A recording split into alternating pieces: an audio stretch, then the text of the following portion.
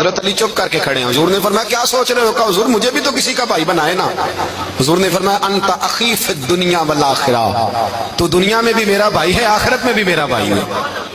امام راضی نے لکھی ہے ایک بات، بڑی عجیب بات لکھی. امام راضی کہتے ہیں زمین پہ نبی پاک نے حضرت علی کو بھائی بنایا تھا تو آسمانوں پہ جبریل امین نے حضرت میکائیل کو بھائی بنا لیا. تو رب کریم نے پوچھا کیوں بھائی بن گئے ہو؟ کہا تیرے محبوب کا جلوہ دیکھ کے بن گئے. جس رات نبی پاک صلی اللہ علیہ وسلم ہجرت کر کے آئے نا، ایک کو حضور نے ساتھ لے لیا، امیر المومنین حضرت ابو بکر صدیق. ابو بکر دا پہلا نمبر کس کا ہے؟ دوسرا، تیسرا، چوتھا. یہ سبق بچوں کو یاد کرائیں. اب ہمارے لوگ مسئلے بھی قوالوں سے پوچھنے لگ گئے، فتویٰ بھی قوال کا چلتا ہے، اللہ خیر کرے.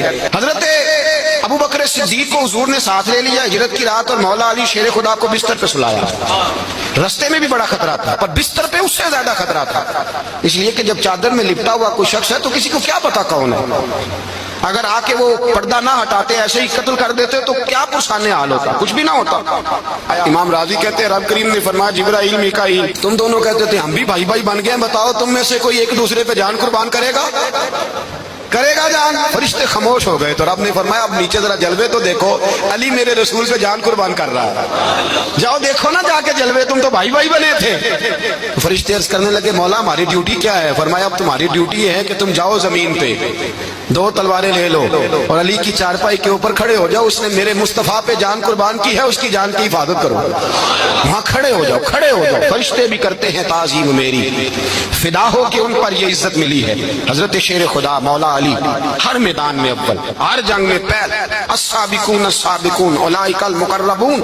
اللہ فرماتا ہے سبقت لینے والے سبقت لے گئے، آگے گزرنے والے آگے گزر گئے، اور یہی لوگ ہیں جنہیں رب کا قرب نصیب ہوا. حضرت علی نے مکان نہیں بنایا، ساری زندگی مکان نہیں بنایا، کوئی کاروبار نہیں کیا ساری عمر. اب اس پہلو پہ بھی ذرا غور کریں. حضرت علی رضی اللہ تعالیٰ عنہ نے کوئی بینک بیلنس نہیں بنایا. صحابہ کرام علیہم رضوان فرماتے ہیں بڑے بڑے رشتے آئے سیدہ فاطمہ کے لیے، بڑے بڑے امیر کبیر لوگوں. حضور نے فرمایا میں رب کے فیصلے کا انتظار کر رہا ہوں. ایک دن تینوں یار ان لوگوں کا خلوص دیکھے مولا علی کے ساتھ، حضرت ابو بکر، حضرت عمر، حضرت عثمان. حضرت علی ایک یہودی کے باغ میں مزدوری کر رہے تھے تو وہاں گئے اور جا کے کہا علی تو حضور سے سیدہ فاطمہ کا رشتہ کیوں نہیں طلب کرتا؟